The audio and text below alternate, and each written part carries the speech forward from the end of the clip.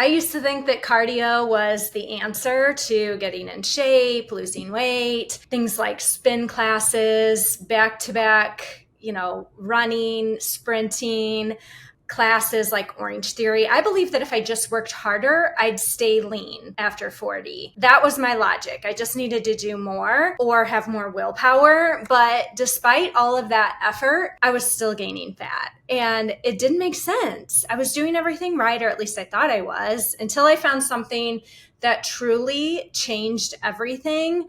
After 30, women start to lose muscle. So up to 8% per decade if we're not strength training. So this could go as high as 10% for some people, but muscle matters. And I didn't realize that because it burns calories even when you're resting. So when you lose muscle, your metabolism slows down. But by the time you're 50, your body could be burning 300 or 400 fewer calories per day. So that's why your metabolism seems to slow down. Not because you're doing less in many cases. Some cases we're walking less, our intensity isn't quite as high, but because that engine in your body is smaller. And that really hit me. I wasn't gaining fat because I wasn't working hard enough, but because I was losing the very thing, or I wasn't building the very thing that could burn it for me. And here's the wildest part.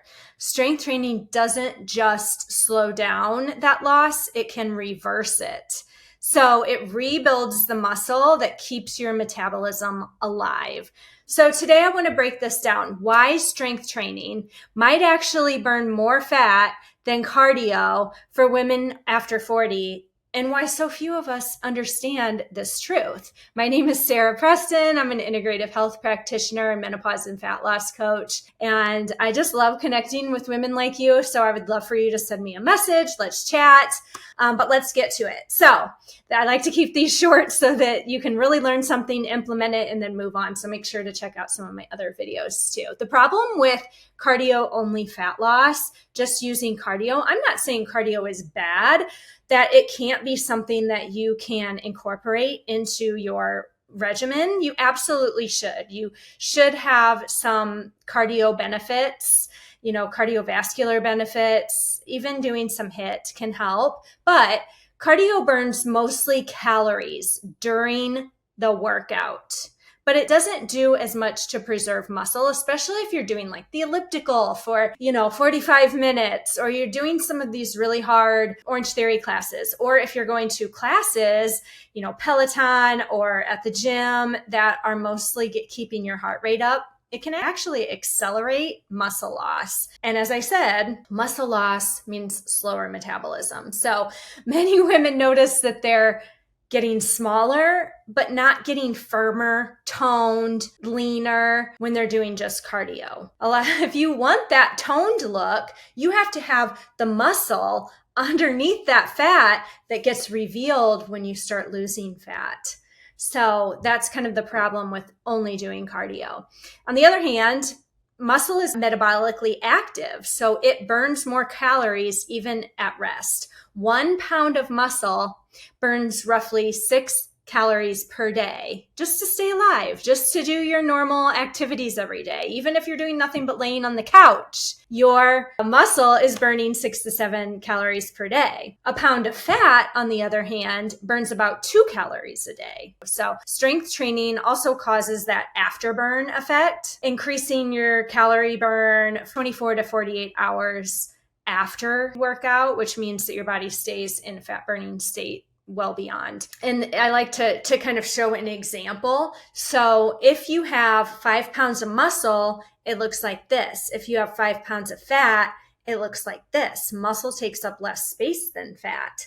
Okay, so you could see your body to really change by losing fat and gaining muscle, even if the weight on the scale doesn't change. So weight bearing and resistance exercises can stimulate that bone so that you can grow, continue to keep bone strength and prevent fractures. You'll hear of people falling a lot when they're older, and that can actually be really, really detrimental. It improves your insulin sensitivity. You may have heard me talk about blood sugar. Women become more insulin resistant with age, and muscle tissue is a major site for glucose disposal, meaning it's a major place for that sugar, those carbs, to go to versus becoming fat. So you want to maintain muscle mass to improve your insulin sensitivity and blood sugar control, which is also going to help with weight loss.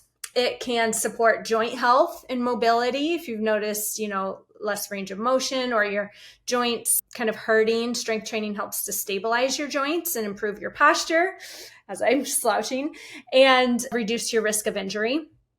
So it's critical to balance, this type of workout, even with, walking and things like that. It's really critical to have strength training as your balance and your coordination decline with age too. So it boosts your mood and your cognitive function. It's been shown to reduce symptoms of depression, anxiety, and it can support brain health by improving brain flow and hormone balance. So there's tons of benefits. It can really help support your hormones too. So, why isn't everybody doing this? And you tell me, what has held you back from strength training? A lot of people feel intimidated at the gym.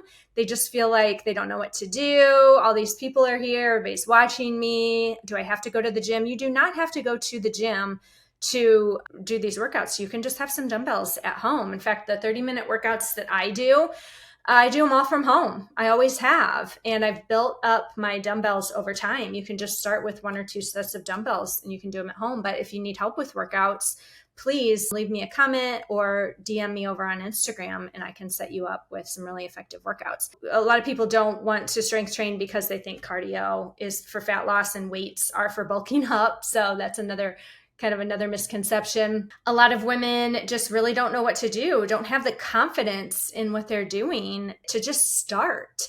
And so that's why, I'm here busting these myths on YouTube so that you can start to feel more comfortable. And if you need a trainer in your own home, that's what I can provide. So if you need a video workouts, just send me a message. So what should you actually do? Well, most women are doing too much cardio, not enough resistance work, or the resistance work is just like Pilates and maybe not picking up weights. So I would love to see you picking up heavy things. These are functional movements that we need as we age. So strength train 2 to 3 times a week and focus on compound lifts. So check out my video that are the 5 top moves that you can do, workout moves, strength training moves. It's another video that I just did on YouTube. It talks about squats and presses and rows. These are just the foundational strength training movements that you can start right now. But just so you know, cardio is okay, especially if you're doing HIIT, but you want to do short HIIT, short bursts of that cardio, or walking is great too. If you do shorter HIIT, that can help with the cardiovascular health, metabolic health, hormone balance, joint and bones. If you're doing some jumping, helps with your mental health. So don't count it out. Just don't make it the main part of your training. So, because if your goal is fat loss after 40, the science is clear that cardio helps, but strength training is the real game changer. It's a low impact way for you that's something that you can really do long term. It protects your metabolism. It helps you burn more fat when you're resting. And it gives you back the time that has quietly been taken away from your muscle and your energy, your stress, because too much cardio can cause stress as well. So many of us were never told this. We're told to just run, burn as many calories as we possibly can, not to get strong. So I'm trying to change the thought process here, why getting strong is so important. So if you've never picked up a weight in your life, it's not too late to start. If you've been feeling stuck, this might get you unstuck. And I share real tools, clear information, supportive strategies to really help you navigate fat loss, perimenopause, menopause, and just to help you feel like yourself again. So thanks for joining, and I'll see you next time.